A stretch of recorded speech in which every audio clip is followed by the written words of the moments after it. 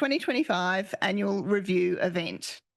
Whether you are in the room with us today or watching online, I'm very glad that you are here to celebrate all that we have achieved this year. For those who don't know me, my name is Sarah and I am the CEO of Hand Heart Pocket, the charity of the Freemasons of Queensland.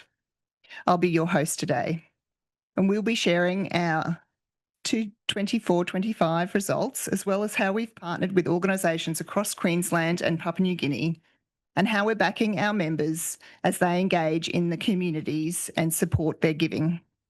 We also will be joined by an amazing panel, and there'll be an opportunity for you to ask questions. So please think now of the questions that you'd like to ask.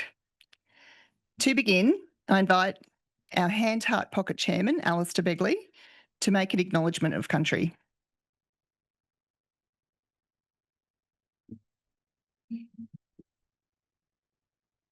Thank you, Sarah, and good morning, everyone. It's wonderful to see so many friends, partners, members, and family in the audience. It is my pleasing role today to acknowledge the traditional custodians on the lands of which we meet here in Meanjin, being the traditional name for the land that forms Brisbane, the Yugara and the Turrbal peoples. I also acknowledge the traditional custodians and First Nations peoples of the lands from which you are joining us from online in Queensland, across Australia, or in Papua New Guinea. I pay our respects to elders past and present and extend that same respect to any Aboriginal or Torres Strait Islander peoples joining us here today. Through ceremony, storytelling, language, and shared knowledge, Aboriginal and Torres Strait Islander peoples have nurtured a deep and enduring connection to the land that we all call home. In Freemasonry, we too honour tradition. We value the wisdom passed down through generations and preserve our own practices also through ceremony, language, and storytelling. As we gather here today, we acknowledge that our collective efforts to work in partnership, to serve our communities, and to support our young people reflect the values that have long been held at the heart of Aboriginal and Torres Strait Islander cultures: care, connection, and shared responsibility. It is through these ongoing united efforts that we will create a future where all young people can thrive. Now, today is one of the most important events in our calendar here at Hand Heart Pocket, and I would like to acknowledge the presence of our new Grand Master of the United Grand Lodge of Queensland, David Gray, the Grand Secretary of the United Grand Lodge of Queensland, Milan Pavasovic, other members of Grand Lodge boards and management, to my fellow Hand Heart Pocket board directors, and also the Hand Heart Pocket team. I would like to thank in advance our panel members who will be involved in an inspiring session later this morning. Willow Lees, Willow's part of our Youth Ambassador program. Jordan McCarthy, the Acting CEO of Brisbane Youth Service. John Woodford, who is a Hand Heart Pocket champion. And also Jane Crombie, one of my fellow Hand Heart Pocket directors. That was nerves, I do know her surname. As I look around the room, I see so many people who have been an integral part of the truly transformative 5 years for Hand Heart Pocket. When we launched our 5-year strategy in 2021, we invited members, community organisation, and young people to join us at the table for a new and enduring purpose: to partner for change for people in need across Queensland and Papua New Guinea. We had 3 clear priorities: to build trust and engagement with our members, to protect and grow our assets, and to use those assets to influence meaningful, positive change in our communities. We worked very hard to strengthen members' trust in us. We've matched their dollars and volunteering to amplify local priorities, strengthening pride and impact across Queensland and Papua New Guinea. The gold standard governance of our board provides an unwaveringly solid foundation for the work that we do. Here at Hand Heart Pocket, we're transparent and we're smart about managing risk. And that means members can be very confident that every dollar we invest is giving and making a real impact. We've developed long-term partnerships with community organisations to create more opportunities for young people to grow and thrive. And we're involved in social systems to build knowledge and ways of working that are smarter, fairer, and stronger.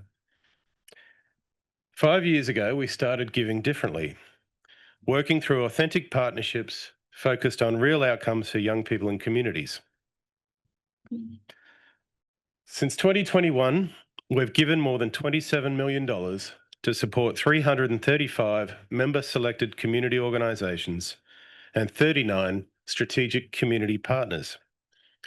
We have been able to sustain our giving because of the careful stewardship of our assets, despite the recent volatility of the markets. This careful stewardship honours the hard work of past Freemasons and ensures we maintain and maximise the resources available to back our local leaders, to amplify young people's voices, and to help communities across Queensland and PNG to thrive. In addition to giving at the level we do, over those past 5 years, we've also grown our investment portfolio by more than 9.37%. As at the close of the 2024-25 financial year, after giving another $5.5 million, Hand Heart Pocket has $226 million in net assets. Growing this corpus means we can continue to give generously to our communities and commit with confidence to partnering for change well into the future. Now, charity has always been at the heart of Freemasonry, and today's members are proudly carrying on that tradition. Through our giving programs, members are making a real difference in their local communities, supporting causes that matter most to them. We've reshaped our match giving program to better support members who are donating, fundraising, or volunteering. And the good news is it's working. 69 lodges have taken part this year, with members volunteering nearly 1,500 hours, backing 72 community organisations held very dearly to them across Queensland. Over the past 5 years, the efforts of our members have helped unlock more than $1.37 million in match giving from Hand Heart Pocket, reaching over 330 local organisations. We're pleasingly also seeing great results through our local community partnerships, where lodges commit to working closely with a local organisation for 2 years. So far, 11 partnerships have been formed, generating over $480,000 in giving, plus hundreds of hands-on volunteer hours. This is a great example of lodges building long-term, meaningful relationships where they are needed most in their local communities. Now, money is always much needed, of course, but the time, care, and connection being offered to local communities is priceless, and in some instances can be life-changing.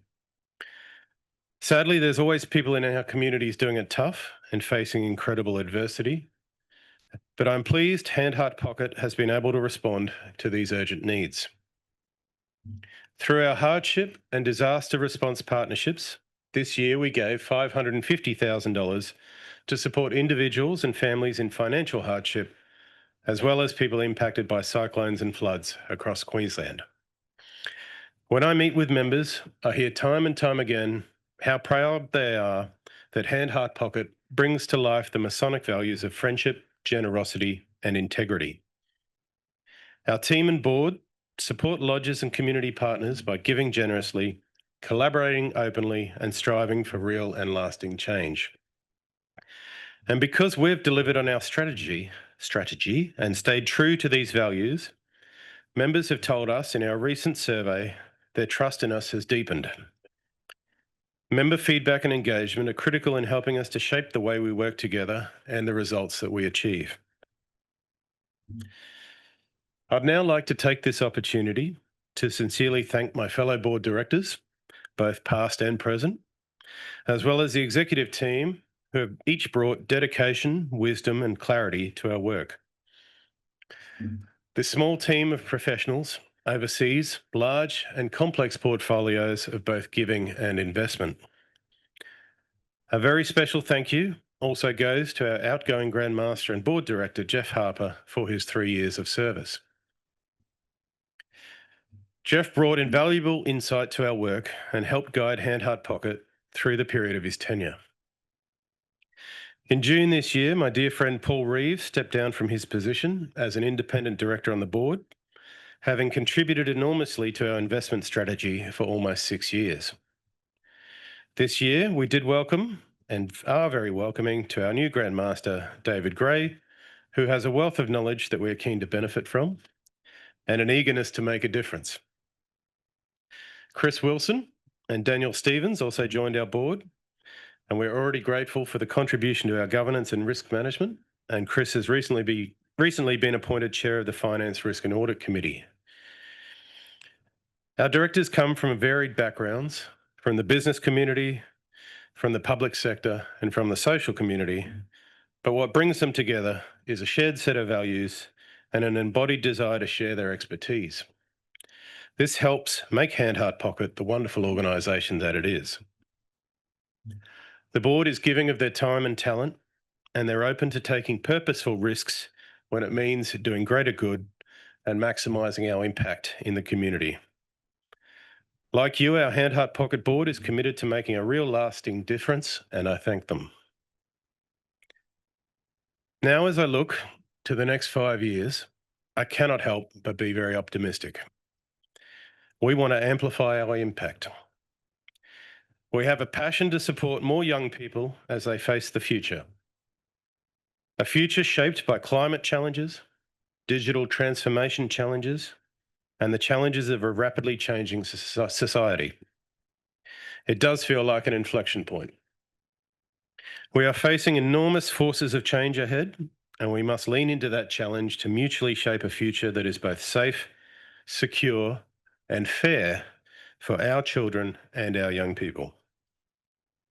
In shaping our new 5-year strategy, we will be listening closely to our members, to our partners, and especially to our young people. Through these relationships and through shared commitment, we'll continue to build stronger communities. As the charity of the Freemasons of Queensland, we are carrying forward a legacy that spans generations, a legacy of working in and giving to our community. Now, as I approach the sunset of my constitutional term on the board, I would be remiss in not taking the opportunity to thank the team, to thank my fellow board members and my friends and family in the room for their support over the last 8 years. Stewarding this organisation has been a wonderful and rewarding privilege, and it has gifted me lifelong friendship amongst the team and the board. But as always, my final words of gratitude go to my wife, Rebecca. I know this role demands a significant amount of time, energy, and sacrifice, and I thank you as both my greatest supporter and fellow adventurer. So thank you. Thank you, everyone.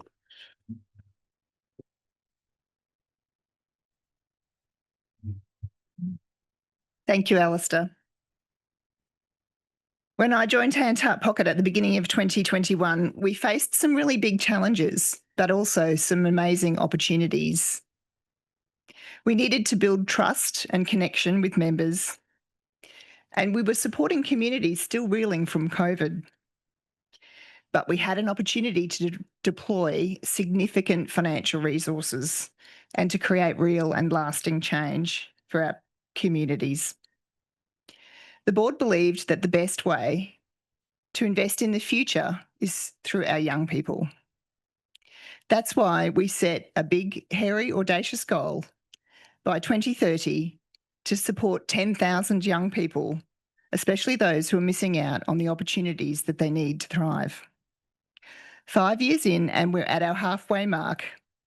We've reached the end of the first 5 years of our strategy, and I'm proud to share that we are on track to reach our goal. We have already supported 5,201 young people to create real change in their own lives. They're doing things like accessing material basics and housing, improving their health, learning, getting jobs, and building their relationships and engaging in their culture. The change that young people are able to achieve is the result of focus, collaboration, and accountability. Accountability to and from young people, and partnerships between organisations and between people young and old that are built to last. Our approach to supporting young people has had 3 key parts. Firstly, we support programs that help young people today. Secondly, we invest in the capacity of organisations to help them to become stronger for tomorrow. And thirdly, we work at a systems level so that the environments and policies around young people can better support them and can adapt for the future. In 24-25 alone, we gave $2 million to 11 youth partners working directly with young people, and we helped 1,034 young people take steps to a better future this year. We also started new partnerships with organisations like South Burnett CTC, YCare Queensland, and UNICEF, who are operating in Papua New Guinea. These partners are working across Queensland and PNG in urban and rural and regional and remote communities to support young people in very practical ways. Looking back over the past 5 years, we've invested a total of $13 million into long-term strategic partnerships focused on young people. We've enabled our partners to try new approaches and to strengthen what works, and ultimately, they've helped thousands of young people. You've heard me say it before a lot of times, but at Hands Hot Pocket, we don't just fund programs. For us, it's about outcomes for young people.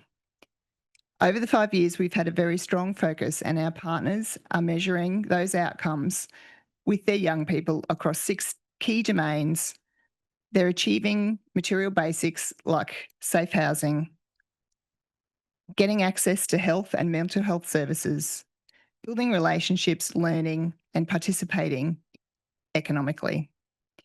Personally, I've had the great privilege of being engaged and going out and working alongside organisations like Micah Projects in Caboolture, where young parents are engaging in health and parenting support. I've been able to sit at Yili Yupinya and see young people reconnecting into their education. And alongside the Foyer Foundation, have met young adults who were facing homelessness but have been able to build stable and independent lives. It's part of our strategy to make sure that our investments work just as hard as our giving. And so in 24-25, the board allocated $15 million from our investment portfolio to high impact investments. Through this, we were able to start a new partnership with CIFA, which is the Social Enterprise Finance Australia, which helps social enterprises to develop products and services that tackle big issues that young people face, like unemployment and health. But we know that creating lasting change, we do need to do more than just work at a program level. We need to change the systems that surround young people so that the policies and the public funding and the support structures help them to thrive rather than hold them back.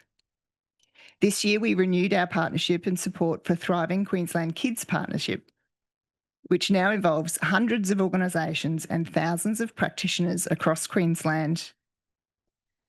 Thriving Kids is helping to build the practice and policy of what young people really need to succeed, and is grounded in the latest neuroscience and the lived experience of young people themselves. This year, we also took our alliance of the Queensland Kids Funders Alliance, our peer foundations, nationally. We invited interstate funders to join us. The Queensland Kids Funders Alliance includes the Bryan Foundation, the John Villiers Trust, the Tim Fairfax Family Foundation, the Shepherd Family Foundation, and the Gold Coast Hospital Foundation.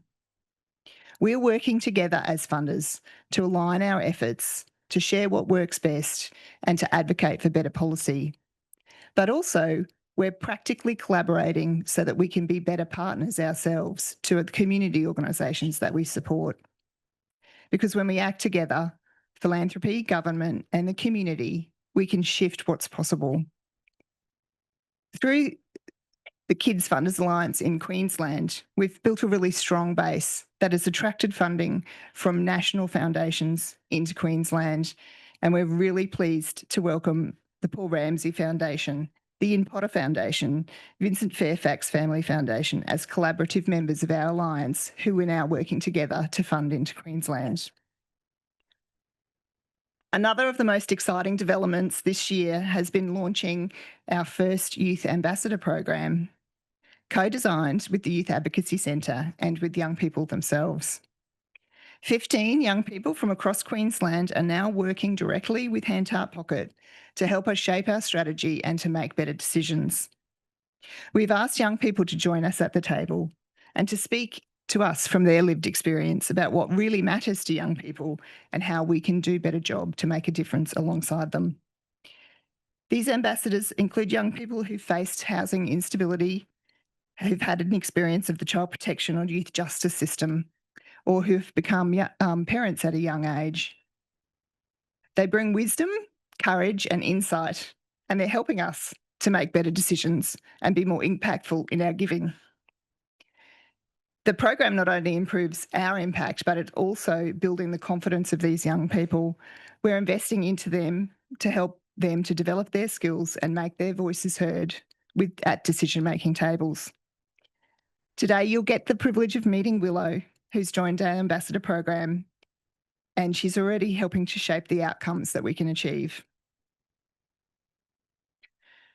Change is only possible because of the partnerships that we've built with members, with our board, with community organisations, with other funders, with government, and most importantly, with young people themselves.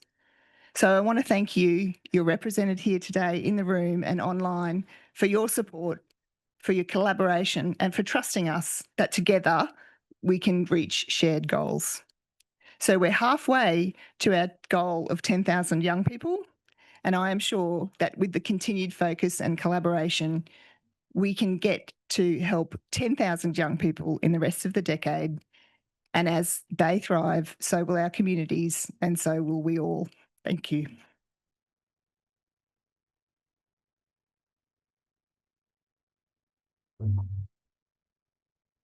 So now to hear more about the impact of strategic partnerships and a real life example, I'm really pleased to be joined on stage by Jordan McCarthy. Jordan is the Director of Corporate Services and Acting CEO of Brisbane Youth Service. She keeps things going behind the scenes at BYS across finance, communication, IT, property and strategy. A big job. And I'm joining Jordan.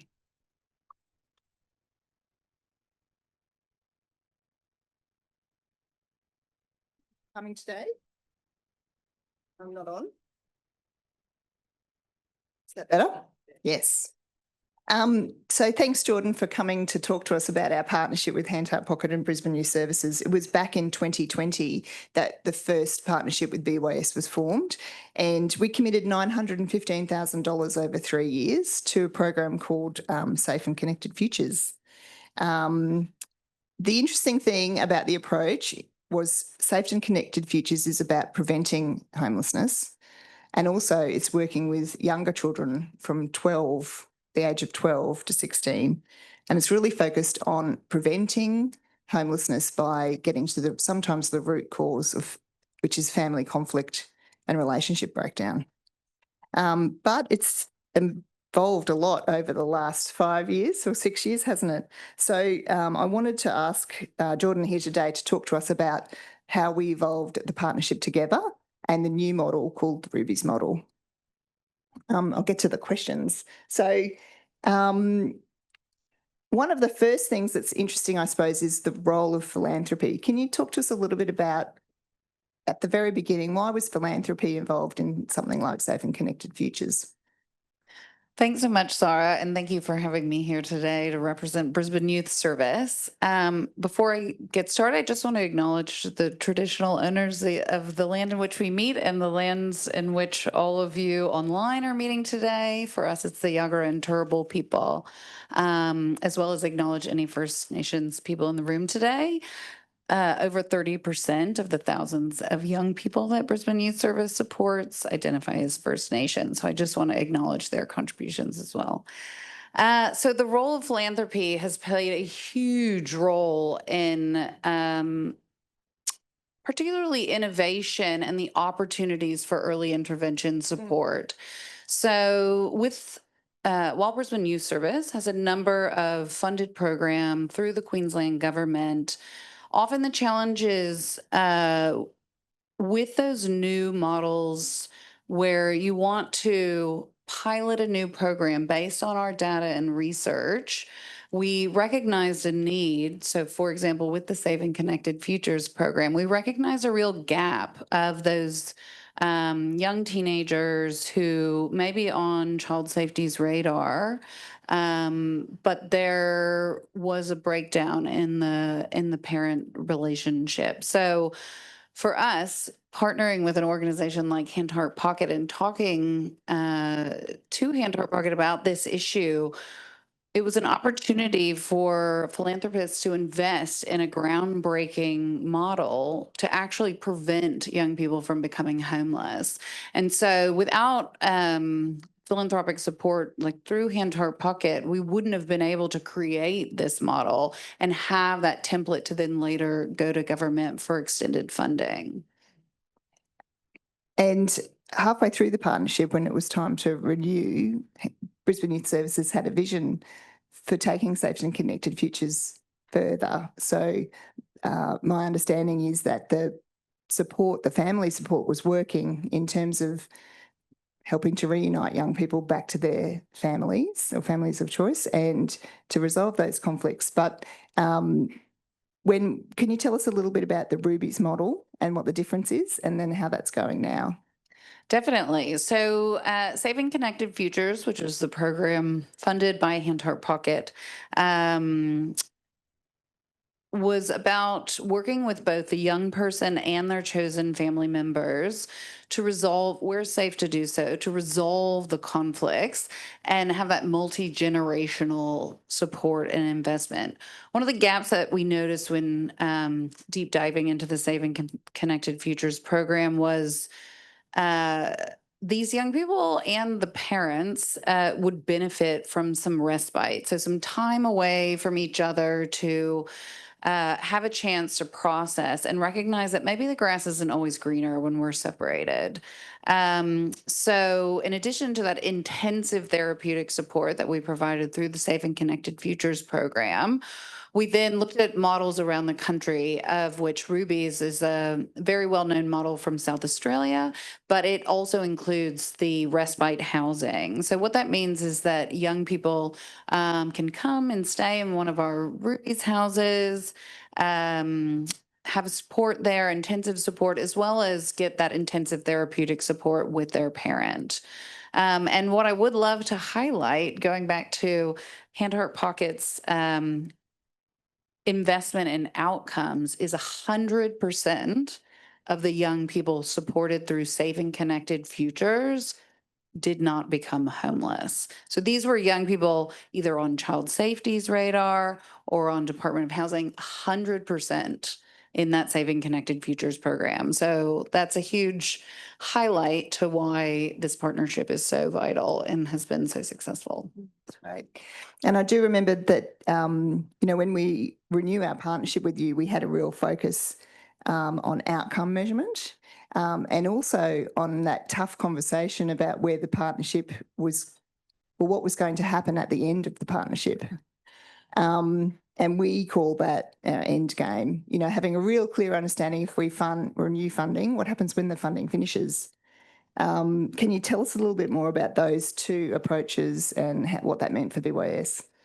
Definitely. So the in-game conversation, which we had several, was actually very exciting because it gave us the opportunity to really focus and identify a longer term strategy, which again, that philanthropic investment is rare, that you actually can kind of stargaze and look into the future to make long-term decisions and investments when often funding cycles can be quite short. So it gave us the opportunity to work together on identifying where we wanted this program to go. And that's how we landed on the Rubies model. And through kind of working back and forth around developing that proposal, it actually meant it was very clear, very succinct. And it meant we got the funding for Rubies a lot earlier than anticipated. So that was very exciting as well. So it's meant that we've been able to continue that support, intensive support with young people and their families, as well as provide that respite housing. And that funding and respite housing came through the Department of Queensland Government Department Yeah. of Housing. That's the funding. Actually, with child safety. Yep. That's a great story and a demonstration of the sort of approach to partnering that, you know, we were able to together. There was a couple of other things during that period of time as well where Hand Heart Pocket collaborated with BYS on some capacity support, and you're also a key part of BYS is a key part of our collaboration with the Foyer Foundation, and is also a key part of Thriving Queensland Kids Partnership. So it's kind of a demonstration of how our systems level partners work in synergy with our program partners.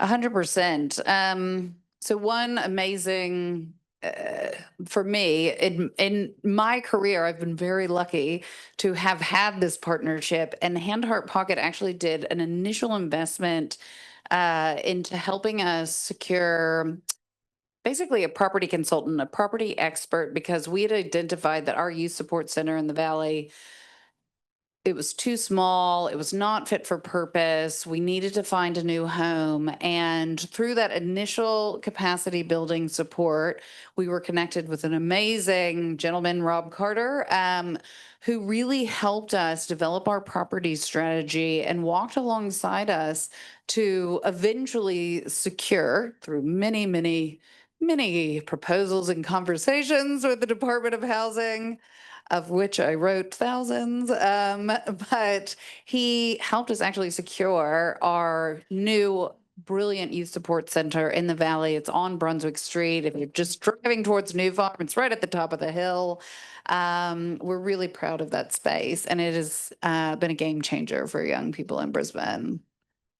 It's been a wonderful partnership over more than 5 years. Thank you so much to Brisbane Youth Services for collaborating with Hand Heart Pocket and being a great partner, and for all the work that you do with the young people in your services. It's a really great demonstration of how working across lots of different levels has had real great outcomes for young people. So it's been a privilege to work with Brisbane Youth Services, and it's a privilege to work with our other youth partners as well. Thank you, Jordan. Thank you so much.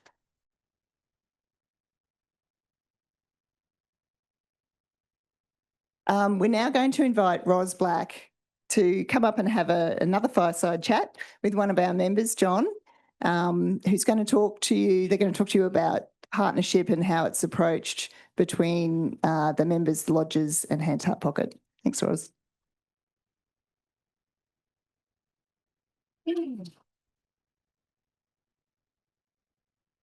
Thanks, Sarah. For those of you who don't know me, my role here at HHP is twofold. I'm lucky enough to support some of our wonderful youth partners, and the other part of my role is to support our member-led giving.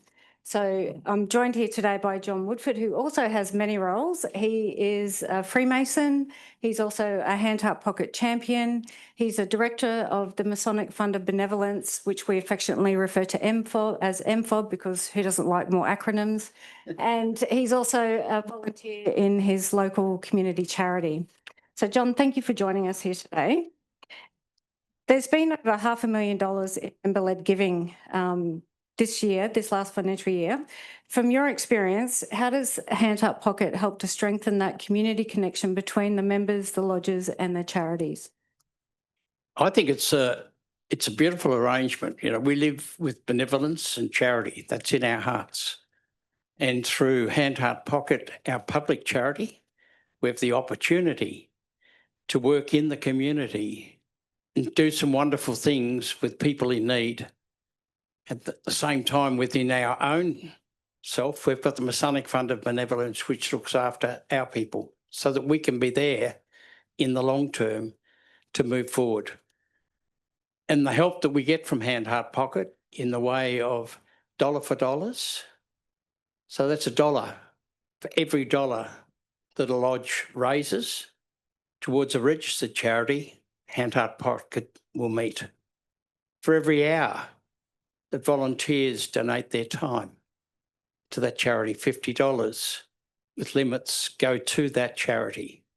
So I think there's some wonderful things, and I'll talk about partnering further on, but I think it's about us working in the community. Youth's an important part of what we do. And we need to be working with our youth, helping them through these torrid times and moving forward. Thanks, John. I might just also remind everyone that there are annual caps. So there's $500 a year for members and $5,000 for the lodges. So John, how have you found the process to apply for dollars and dollars for doers? It's been a great opportunity for lodges to get together, singularly or more, to work in their communities, find those opportunities to help, because we've always done that. Sometimes we're the invisible face in the room, and it's important that we become visible, that people can put their hand out to us. And the advantage for us is it doesn't matter who comes to see us, whether it's a member of the public or one of our own people. There's a channel that we can put them through to give them help. It's not a handout, it's a hand up. And that's the important part of all the work that we do. And I think that connection between Hand Up Pocket and ourselves is so vital to our future and for our kids, the future for our children. I think that's just something special. Thanks, John. There's also another member-led program that we offer, which is our local community partnerships. That's where Hand Up Pocket gets again behind the lodges and the members. Did you want to talk to that at all? Yeah, I'd love to. I think it's an initiative that we need to spend more time with our members out there in the communities or in our lodges, thinking about how we can come together, either there's 2 or 3 lodges, a Masonic centre, and direct our energies to a major organisation in the charity field that we can help. And then the wonderful part with that is immediately $10,000 comes from Hand Heart Pocket to the charity. They'll then match the dollar for dollar that we raise in our lodges towards that charity. And of course, on top of that is the hours that you put in for that charity, $50 an hour. That's a beautiful package. And I've experienced it singularly in my little charity down at No Boundaries Disability Services at Margate. We've got 4 Freemasons on our committee. And that each time we meet, all the things that we do down at the centre, $50 from each of us is going into that organisation. So I think, hello? Sorry. So I think it's really about our members taking the opportunity to talk to their champions, to talk to Hand Heart Pocket directly, because you'll find the charity that's there, and there's nothing more satisfying in your life than to be working with people that need your help, appreciate your help, and look forward to seeing you in their organisation. That's lovely. Thanks, John. I'll just add to that for the members and lodges that I'm here to help you identify eligible charities and to work with you to do the due diligence and help you establish those partnerships in whatever shape or form that looks like. We've talked on this, or you've touched on this briefly. You're a director of MFOB. We've worked together to support some people who are experiencing hard times. Did you want to talk to that, how we've worked together over the last couple of years? Yeah, again, I think it's like the charity thing. It doesn't matter who it is in the community, whether it's a fellow Freemason or it's a member of the community.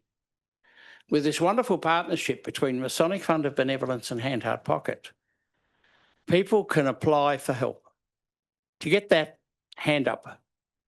And that comes to us, it goes to a third party. So you fill out the relevant paperwork, or we can help you fill out the paperwork. That goes off to United Care Queensland, which are our counsellors and assistants right across Queensland. And based on the research that they do, the counselling that they do with our members, and there's a lot of financial counselling at the moment, you'd all appreciate that people are struggling. And there's nothing worse than feeling poor and penniless. You know, I often think about standing in front of a cash register at Coles or Myers, and they're about 3/4 of the way through dishing out all your products, and you go to reach into your pocket for your wallet and it's missing and you've got a half-hour drive to get it. Well, that's the first time you've experienced that penniless thing. But there are people suffering that every day, and we need to arrest that. We need to work together. And that's what I love about this partnership that we have. It doesn't matter whether it's a member of the public or it's a Freemason. We're there for all of them. And I think that's been something very special. And to work with the United Care Queensland team has been wonderful. They work 24/7. The counsellors that they've got on board really get to the heart of the problem. They help people with their financial planning. They help people with their needs for counselling. All the things that we need to bring us back to a level playing field comes from United Care and back to us. It's at arm's length because we don't want to dabble in your concerns at all, but we just like them to do that, and then we act accordingly. So if members or people in the room today want to refer someone to that service, how do they access that? Yeah. Look, the good way, there's a couple of ways you can do it. You can grab hold of a Freemason, you can grab hold of a champion. You can make contact by going onto the Hand Heart Pocket website and roll down there to the assistance, or you can go onto the Masonic Fund of Benevolence webpage for Freemasons. Scroll down through there, and available to you are the necessitous circumstances. And the other one is the emergency disaster relief for some of the disasters we find. I guess we're moving into that climate right now. So I think it's all about getting help, and we're not all experts. Some people aren't good at filling out forms, but we're only a phone call away, and we can help start the process. The name on the paper, the approval for us to forward on to third party and start, just a handwritten note away. And we should never feel that we can't ask for help, because all we do then is we get into a deeper and deeper hole. Thanks, John. I'll also just flag that form on our website has a quick exit button if that's ever needed. And if you go through the Hand Heart Pocket referral, you'll prioritise with United Care. So someone from their team will contact you within 72 hours. I've found that the contact is usually within 24 hours. And I'm sure everybody here knows that outside of that process, you can be waiting for up to 6 months for support. It's a great service. Finally, John, what message would you give other members who are listening today, or community organisations who know of Freemasons, about what they can do to work together? I think the critical thing is identify yourself to them. Offer your help. You know, your ears, just offer your ears to people that are in trouble. We don't have to talk so much, but we can listen, understand their position, and find the best thing that we can do to help them.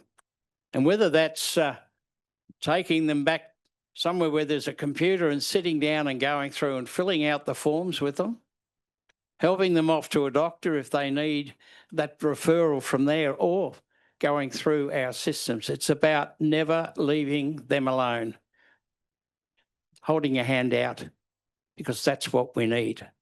People, all of us, working as a community, because I see it as a community. We're broken apart as communities. Now's the time to pull back together as communities and work collaboratively together to make the future for our children and their children. We've had a good time. It's time to give back. That's lovely. Thanks so much, John. And just a reminder, obviously the Hand Heart Pocket team is just a phone call or an email away. If anybody's ever got any questions, we're here to help. Thank you. And back to you, Sarah.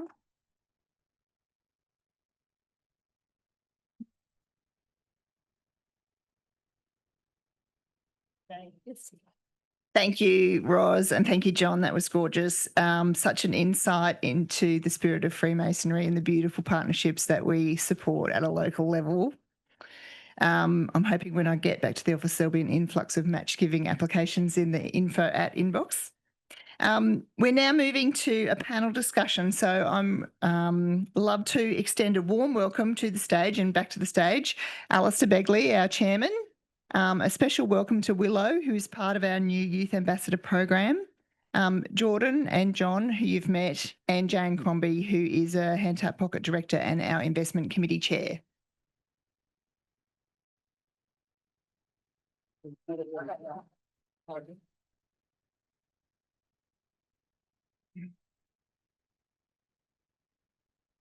So we haven't yet had the pleasure of hearing from Jane and Willow, so we might start there. And Willow, did you want to kick us off and tell us a little bit about yourself? Sure. Hi. As you may know, my name is Willow. I am a 21-year-old lived experience youth ambassador. I have lived experience in the child protection and youth justice. I joined the ambassador team to really give a bit of knowledge and use my lived experience to stir conversations and make impactful change. I'm also currently a student youth worker with the lovely Catherine at YAC and her amazing team there. I do want to go on and complete my degree in criminology and criminal justice after this so I can become a case manager in the youth sector. Wow, thank you. So we're so privileged to have young people like Willow working alongside Hand Tap Pocket. And Jane. Thanks, Sarah. Yes, as Sarah said, I'm on the board, had the privilege of being on the board now for about 5 years, and I've recently stepped into the chair of the investment committee when our fellow or previous director, Paul Reeves, stepped off. So my background is in financial services and investment, and I now spend my time working with boards and investment committees, helping to invest money for the benefit of members, students, veterans, all sorts of different people across the country. It's such a privilege to serve on this board. We have an incredibly committed board. We have an incredibly talented team, and we are all pulling in the same direction with huge purpose and commitment. It's really energising, and it's just great to be here to tell you a bit more about it today. Thanks, Sarah. Thanks, Jane. At some point during the session, I might also need to ask either some of our other directors and executive team to answer questions. So if our team and board members could just stand up and wave at the room so we can see who you are and say hello. The front here, thank you. And Amy's at the back. So we did have some email questions come in and we have some prepared questions, of course, but I'd ask you also to start thinking about the questions you might want to ask of our chair and board and people in the panel. I might start with a question to you, Alistair, and this is a question from a member, and we do get this a lot, is can you just provide members and the audience a bit more information, background about why the board has decided a while ago that young people should be our strategic focus? Yeah, certainly. Thanks, Sarah. So the short answer is was a decision made by the board. You know, over 5 years ago, we undertook some academic research. We did a gap analysis of where we could make the greatest impact with our funding, and we did a member survey to find out what was important to our members. So that's the formal answer to why we support youth at risk. But I guess the reason we get this question every year is because Hand Heart Pocket's one of the few philanthropic organisations that has quite a broad opportunity of funding in its constitution. But the problem with having such a broad opportunity is it's like thinking that the best way you can paint a room is by standing back and throwing paint at the wall as quickly as you can. You end up, not really creating a masterpiece. So when you look at why youth, it's very similar to why we have capacity building grants with some of our partnership organisations. We feel and can see that they've got such latent capacity to make a difference in the future that we want to support them grow into a wonderful organisation and part of the sort of charitable fabric of Queensland. When you look at our human capital as a state, the greatest, latent capacity is in our youth. They've got the biggest potential to make tomorrow, a much greater place to live and work and play. So that's why youth is so important to us. as an organisation. Thanks, Alistair. And Willow, as a young person, I thought I'd ask you what you think and why you think organisations like Hand Heart Pocket should have a role to play with young people. I definitely think Hand Heart Pocket have such a crucial part to play in the next generation and the upcoming youth to come. I think they've done amazing building this youth ambassador group, and it's actually something that's never been seen before and never been done. So I think they have such a good crucial part to play, and it's actually quite exciting to see what will come out of this and bring the new ideas and just the fresh youth voices, because we are the next generation and we are the next legacy that you guys are going to leave behind. It's true. Jordan, I know that BYS has a real commitment to listening to the voices of young people. How does that actually play out at your organisation? So at BYS, we actually have a youth engagement framework, and it is to ensure that anytime we are developing any new initiatives or reviewing or evaluating our initiatives, we ensure that young people are at the forefront of everything we do. So young people participate in the shape, the design, how it's delivered, and including around the Safe and Connected Futures program that was initially funded through Hand Heart Pocket. So that youth engagement framework really underpins everything that we do. John, I was going to throw to you next and just see if you could tell us a little bit more about, what personally motivates you as a member to be so engaged with Hand Heart Pocket. I think it's working with people. They're our lives. They're around us every day.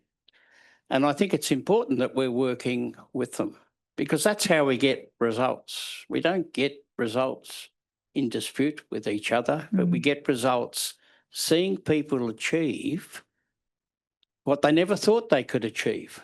Yeah. And things are tougher today, so things are harder to do. Technology is moving forward. Us old fellows struggle with some of the new technologies. So our young people and the community in general, there's so many changes that are happening. What we're going through financially, we see people struggling financially in their homes. It's so important that we are all connected, that we're all working in the one direction, and that's to help each other. Because if we do that, it's the satisfaction you get from giving. That's all you need. You don't need anything else. So I encourage you all, become part of the community, become part of the teams that put their hand out to help others. Be there for them and stay with them on their journey, because then we succeed and our community will come back together stronger than ever before. Thanks, John. It's a lovely explanation of what the fraternity is all about, isn't it? Yeah. And Jane, as our investment committee chair, over the last 5 years, you've seen a lot of change at Hand Heart Pocket, and you've put in an enormous amount and countless hours. You also know us inside out. I think what has stood out to you as some of the most sort of important approaches that the directors have taken, especially of governance and also with investments? Okay, I'll start with governance, because a lot of people think that's the boring bit of the way. The board and management team take governance extremely seriously, and we're always looking for ways. We have a board and we have committees, external experts. We have external experts on some of those committees to help build our skills there as well. The board, before every board meeting, we have an education session. The management team joins us for that, so we keep our skills up to date. We've covered topics recently as broad as cryptocurrency, social media, impacts on mental health, and cybersecurity. So we keep ourselves well up to date with everything we need to know. We also do site visits, as I think Sarah mentioned earlier, to go and visit our partners and see the actual benefits of our work on the ground. An interesting thing we do at Hand Heart Pocket, for the last 3 years, we've engaged in the board observership program, and it's fantastic to see Ash here today one of our board observers for 2025. This is a great program which places young professionals on boards as observers for 12 months. So they sit at the table with us, they attend all the meetings and the committee meetings. They have total access as a director would have, and they learn about governance, they learn about Hand Heart Pocket, and it's been an incredible way to bring to our organisation a diverse set of views and voices. So that's a huge thing, and we'll continue doing that. In terms of the investment side of things, I've spent over 20 years in investment markets. This is without doubt the most sophisticated investment portfolio I've ever seen. And that is because of the talent we have available to us in our Chief Investment Officer, Ben, who's here, Paul Reeve, who was a director and now is our investment advisor, and the skills we have around the board as well. We have an unrelenting focus on investment risk as well. So it's a really high-performing portfolio. We meet, most committees of boards meet maybe 4 times a year. This investment committee meets every 2 months formally, and then in between those months we meet informally as well. When the Trump administration first started, there was a lot of volatility and uncertainty in investment markets. So we went to meeting weekly as a committee just to make sure we were across everything we needed to know as we got through that patch. And even now, we still have Ben and Paul produce every week for us reporting. They send us charts, articles, etc. We are an extremely hard-working investment committee that's right up to date all the time. Another interesting thing we've done with the investment, Sarah talked about the social impact part of the portfolio before, and we have got a structure with our investment committee where there are co-chairs. So my colleague, Lisa Sagantu, who's not able to be with us today, chairs the part of the agenda that is about the social impact investment. So we take that part really seriously as well. We hear from our investment managers, we visit them, we keep them accountable, and we have developed a bit of a reputation, I think, for being pretty rigorous in the way we make sure their performance is what we need. So the investment committee takes its responsibilities as stewards of the capital built up over many years by the Freemasons. We take that extremely seriously, and that's to make sure that our efforts can endure in perpetuity and that we can deliver on our charitable goals right well into the future. Thanks, Jane. And thank you for all of the hard work that you put in. Now, I'd like to invite the audience to participate and put your hand up if you have a question. We do need you to speak into the microphone when you ask your question. Otherwise, the people who are joining online won't be able to hear you. So we have 2 runners and I can't see. And oh, here's somebody. Yes, thank you. Oh, good morning. I'm Michael Litka-Fry. I'm the District Grand Board of Benevolence President up in Townsville. I have a question. What you touched on today regarding at-risk youth and also the other external factors that are affecting our youth, obviously is across regional and rural Australia. My question is to Jordan, if I can. How did you first hear about Hand Heart Pocket itself? And could you tell us a bit more of how the relationship between your organisation and Hand Heart Pocket developed, so people have a bit of an understanding of how that occurred, please? Sure thing. So our previous CEO, Anne-Marie Callender, I believe made connections with the previous CEO of Hand Heart Pocket, and then Sarah and I actually started right around the same time. But it really was a true partnership, and I think the main thing to highlight is the open communication, the collaboration, the walking side by side, and the willingness, I guess, to be innovative with us.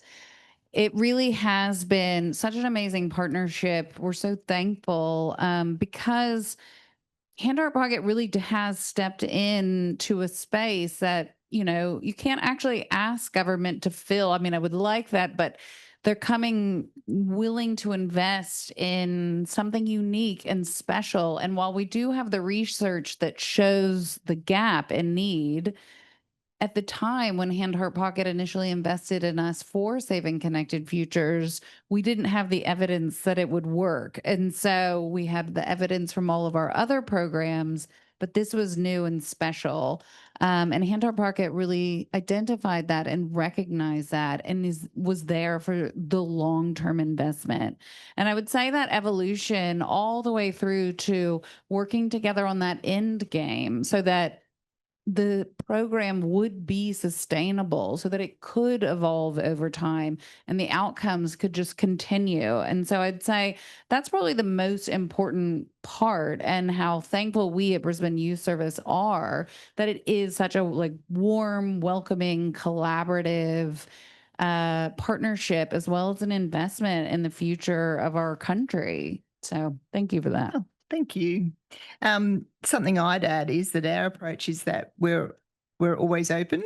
You know, we're always here to talk to partners, and we go out of our office and spend lots of time with our community partners, you know, with organisations like Thriving Kids and at YAC and at places where we fund, rather than doing grant rounds where you can only talk to us at a particular time of the year. So you can find us on our website. Any other questions from the room?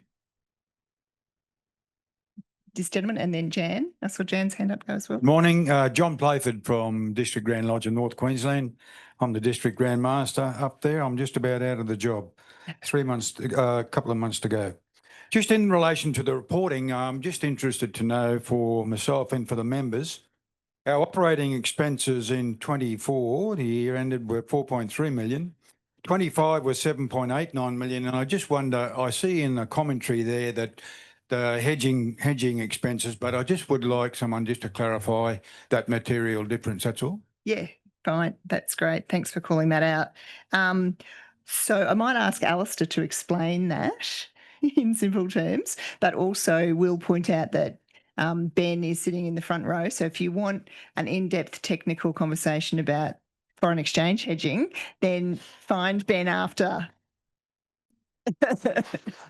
Yeah. So Ben, you can rescue me if I make an absolute meal out of what is an FX hedge. But so we, as a board, made a decision a couple of years ago that we weren't in a position to make a call on foreign exchange, whether or not the Australian dollar would appreciate or depreciate versus the other currencies that we hold our global investments in. So essentially, when our global investments appreciate and they're hedged, then it costs us money to hold that, you know, basically to net out that foreign exchange risk. The expenses have gone up partly for that reason, partly for several of the new initiatives that we're doing, John, similar to the Youth Ambassador Program. You know, these are, you know, new programs that we've added into the operations of Hand Heart Pocket. So they're investments today that we know are going to pay dividends in the future. And I can also tell that Ben. Did I get that right, Ben? Do you want to add something? You're right.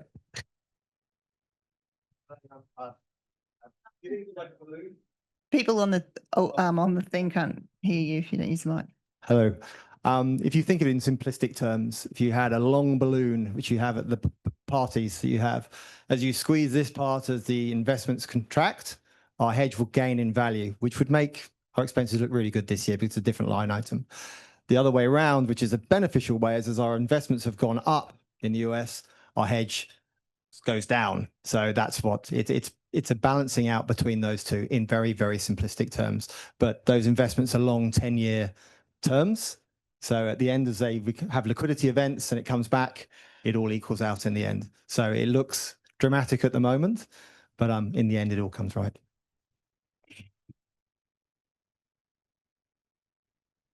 Yeah, no problem with the explanation. My superannuation fund's not large enough to employ you fellas, but I just want to get some insight into that. But can I just, on behalf of North Queensland brethren, congratulate the board on the return, 8%. That's pretty good. I know. I think I'm with Colonial, but that's about what they do on super fund. But congratulations on what the board is doing and all the initiatives, and we're just happy to ride along, and we fully behind Hand Heart Pocket. So congratulations on your year and all the best. Thank you. Thanks, lovely. John. I saw that Jan had her hand up. Thank you, Sarah. I'm not going to talk about who I'm representing here today, which is Boyer Foundation, but we're very pleased always and grateful for our partnership with Hand Heart Pocket. I wanted to ask what research you've done about volunteering. Actually, you have a very strong volunteer base. I wonder what you think about that going forward. Is that still going to be core to what you do? How are you going to grow that? I think it's a kind of global issue, definitely an Australian issue around the amount of volunteering, the amount of time people are prepared or have to volunteer. But given that you've got so much and you've got matching and you've got form in this, I'm wondering what you're thinking about next. What's going to happen? Okay, well, I can start that one off with a bit of information, and then I might throw to our members on the panel, both John and Alistair. So a couple of years ago, we did a member survey about how much they are engaged in the community, how much they give and how much they volunteer. And the really interesting finding is that more members volunteer than give, and that most of the members who volunteer actually do it on their own and not with their lodge. So we saw an amazing opportunity there to actually start the matching of volunteering hours. So we hadn't done that at that point, and to encourage members to volunteer together as Freemasons instead of as individuals, and then to access the resources of Hand Heart Pocket to back that volunteering. So our strategy is to encourage members to volunteer, to do it together, to do it in the name of their lodge, represent Freemasonry in the community, but also to supercharge that and for us to incentivise that by matching. And what we have found is that that's the place where a lot of lodges and members start. They'll do some volunteering, they'll do some fundraising, and then it turns into a local community partnership and they can get more and more money. And I think, Roz, I'm going to put you on the spot. The largest of our local community partnerships is 80 something or over $100,000, which is quite a lot of money for a small lodge in a local community organisation to be able to access for their favourite charity. So it is really popular. And we believe that individuals and members who volunteer are building their own social capital. You know, all the research shows it's really good to volunteer. It makes you happy. And we don't measure members' social capital or an increase in social capital through volunteering. It's too difficult to measure, but we have that sort of evidence base that we go back to. As volunteers yourself, I must point out that the Freemason member directors, so Chris, Stephen, Craig, Alistair and David, are volunteers and don't get paid. So Alistair has the worst paid job in Brisbane. I think the programs are great. And if you think about stepping them, so the easiest one is the dollar for dollar. So that starts to engage your members and they start to see some results. Now you start working closely with that organisation, and maybe there's some work that you can do with them in time. So attending their functions, helping them with things that reduce their costs and make you part of the team. And then stepping up to that third level and that real commitment for 2 years, establishing a partnership with that particular charity and working through that process. So I think there's a 3-step process. And if we can get Freemasons on the journey through their lodges, step 1, swing out to step 2. Once you're in partnerships, you're sailing. So, you know, we've got so many wonderful groups out there and so many that we support. So my challenge to all Freemasons is find a charity, because that'll put love back in your heart. There's nothing worse than not giving, sitting at home in front of the idiot box. You're better off out there working in the community, working with people. And I really do encourage you to do that.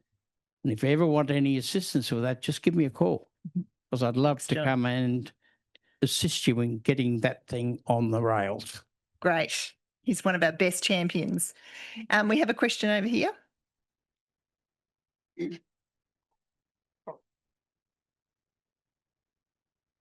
Good morning, Peter Taylor from Tynwald Masonic Lodge. We're in partnership with Sandbag, Sandgate and Brackenridge Action Group. And I'd like to thank Hand Heart Pocket for your support in that. And that partnership is working very well. We've, as of today, put in 96.5 volunteer hours, and we initially set a target of 160. So we're well on the way.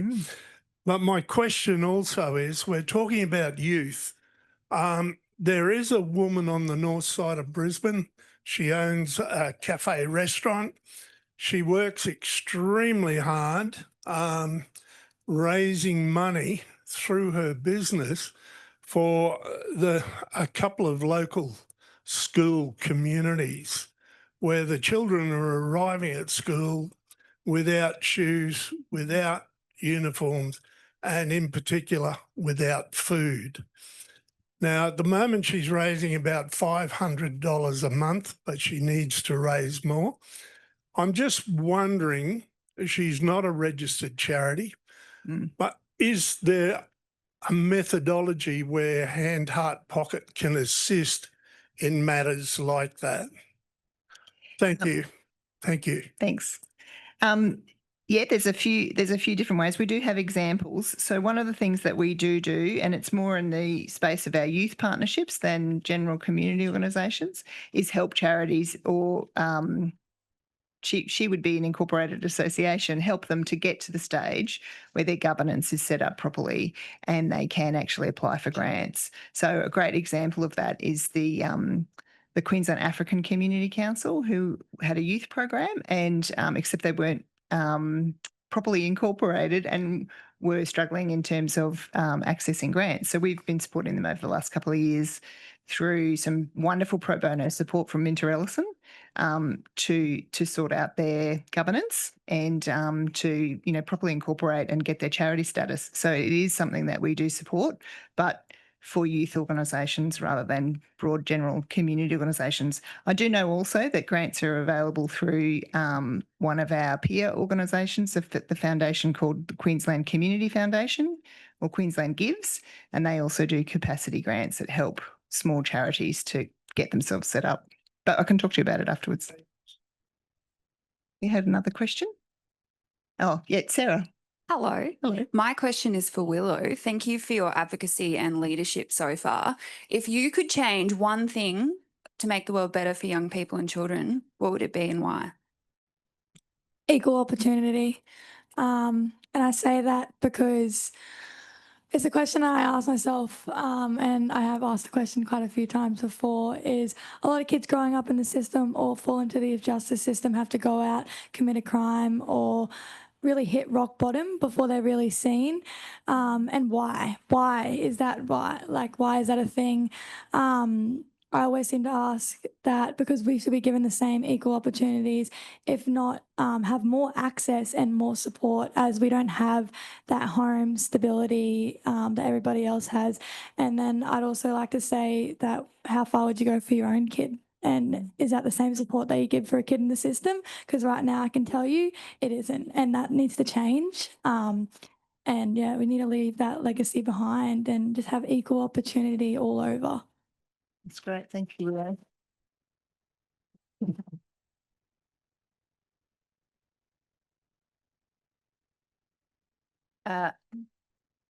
Judith. Sure. Hi, everyone. I'm Judith Hunter. I've worked on a number of Hand Heart Pocket partnerships and can't speak highly enough about the opportunities that they provide. But I've actually got a question for Willow and the rest of the panel. So one of the things that I think is most impressive about the Youth Ambassador program is that it's not just about empowering young people to have a voice, it's also about helping Hand Heart Pocket and others listen to young people.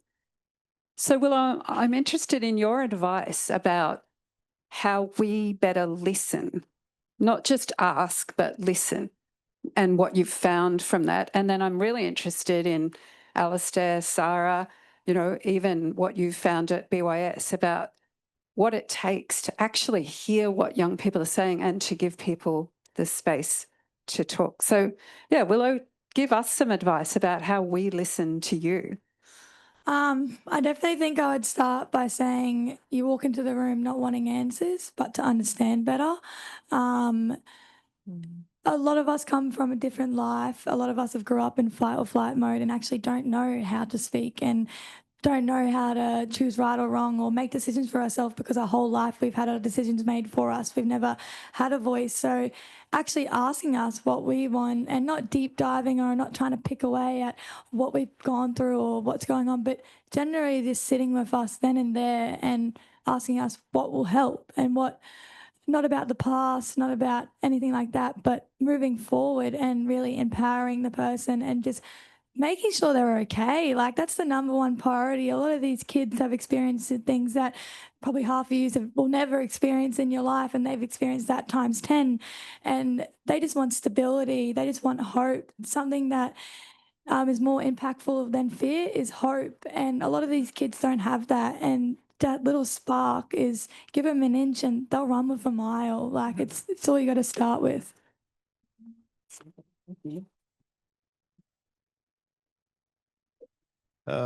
My model for listening is be present, so active listening, be reflective, have introspection, and acknowledge who you're listening to. And I was recently in a summit, and it was a psychologist talking. He said, empty yourself as often as you can to get rid of all your prejudices, all your preconceived ideas of outcomes. Be present in the moment and listen. I guess I work in a disability with the disability group, and to see this NDIS thing swirling around, and you see people that should be entitled to help that don't get it, and then you see others that get it and don't. And I think that's what disappoints me at the moment, because you see them trying so hard. You see their lives change for the better. And yet there's boundaries that put it around all youth through all situations. And we really have to break those boundaries down. We've got to make this whole thing a level playing field so that everyone is on the team, everyone's winning. I don't know that I could say it any better than Willow said it. I will say, through our youth engagement framework, a big part of it is about the listening. So I know, for example, when we were developing our new youth support center, I had the privilege of sitting around a round table with a number of young people we supported. And it really did change the shape of how that support center looked, felt, just the emotive experience that young people wanted, but also the diversity in their experiences. So it's not a one size fits all. So I do just want to mirror truly just listening and being open-minded, that you don't necessarily have all of the answers. So, and it's a privilege to actually get to hear from the people who are shaping our future. Could I just add something to that? So, Willow, on the investment committee, we are very careful with the way we make our investments. So we are wanting to help young people with the proceeds of our investments, but we are being very careful not to harm them with the way we invest on the other side. So things like climate change, social media impacts on mental health, these sorts of things are the conversations we have at the investment committee. So we would be very grateful to listen to the ambassadors' views on those things as well.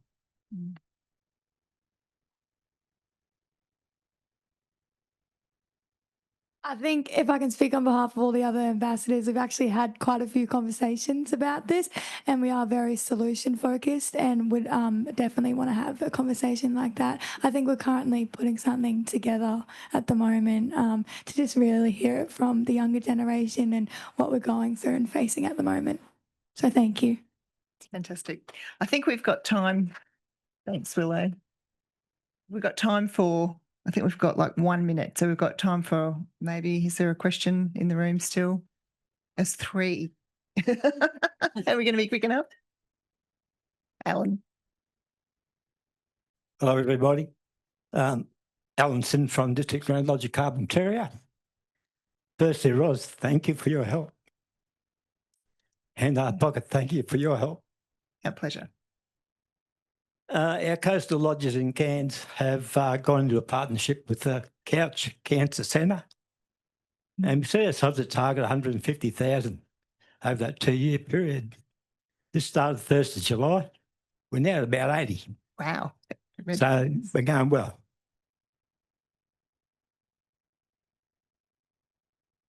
One of the other things that we're doing up there at the moment, we're putting together an art union for Couch, and going through licensing at the moment is a bit of a problem. Our first prize is a $32,700 cruise. Second prize is a $4,000 game fishing charter.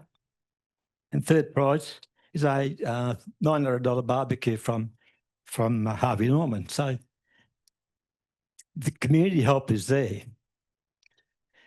One of the things that when we talk about hardship and things, if you see somebody and they have a computer available, you can do that form for Hand Heart Pocket down there on the computer. I did one like that with a lady, and we had a result from Hand Heart Pocket within a week and a half. So the program is working. It's great. And not so much a question, but thank you very much for your support and the work you do. Thank you, Alan. That's a lovely recommendation from one of our members and champions. I think we might need to call it there. If you do have a burning question, you can catch a Hand Heart Pocket team member or board member after this at lunch, or email us.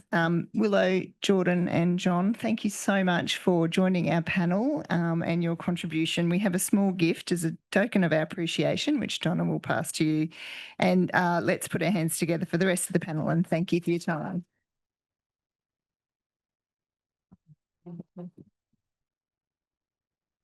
The panel can sit down now if you'd like. Thank you.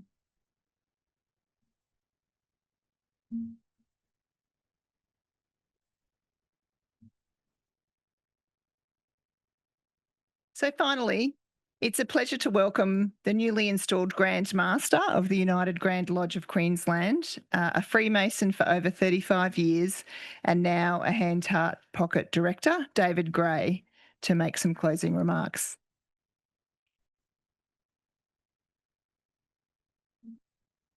Thank you, Sarah. And you don't know how pleased I am that I'm standing instead of having to try and perch on one of those quasi bar stools over there. That's good.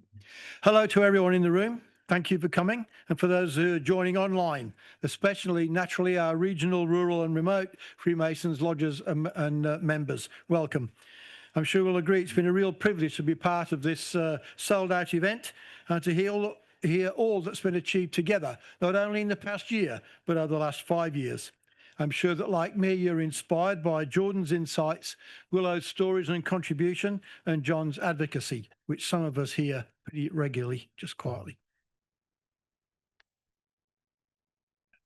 I'm incredibly proud of how much our members care about the communities in which they live, work and play, and by the actions they take. I strongly encourage our members not to be bystanders, but to walk the walk. The local giving and volunteering of individual Freemasons and lodges, together with the strategic philanthropy of Hand Heart Pocket, is a powerful expression of the values of Freemasonry and something we're all incredibly proud of.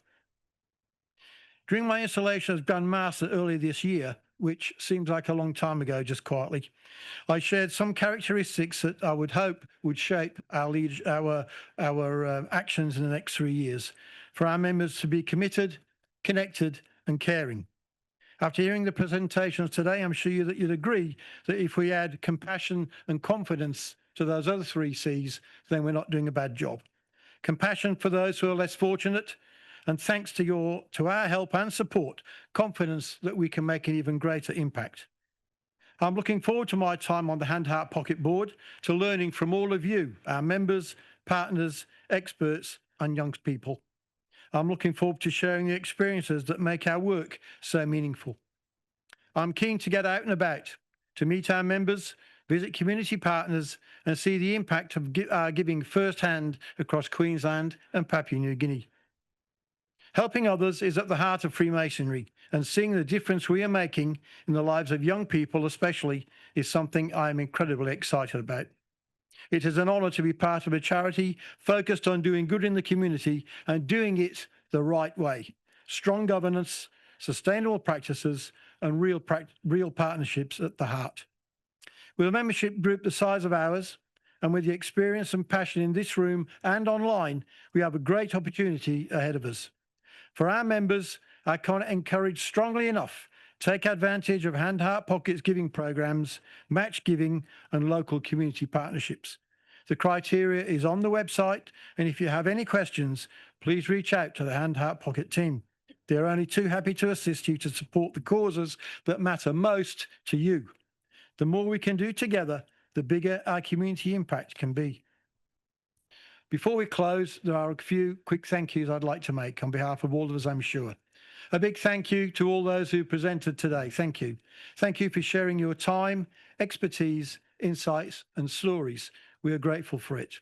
To the Hand Heart Pocket team, part of that iceberg that I often talk about, thank you for pulling together today's event. It takes a lot of effort behind the scenes and you've done a fantastic job. To everyone here and online, thank you for joining us and being active contributors. Your involvement is what powers Hand Heart Pocket. Today's live stream has been recorded, for better or worse, and will be shared on the Hand Heart Pocket website. That is about to conclude. And as we say goodbye to those online, could I ask all of you in the room to turn around, if you're able, and wave farewell to those who are online? We look forward to catching up at some future time, I'm sure. Thank you.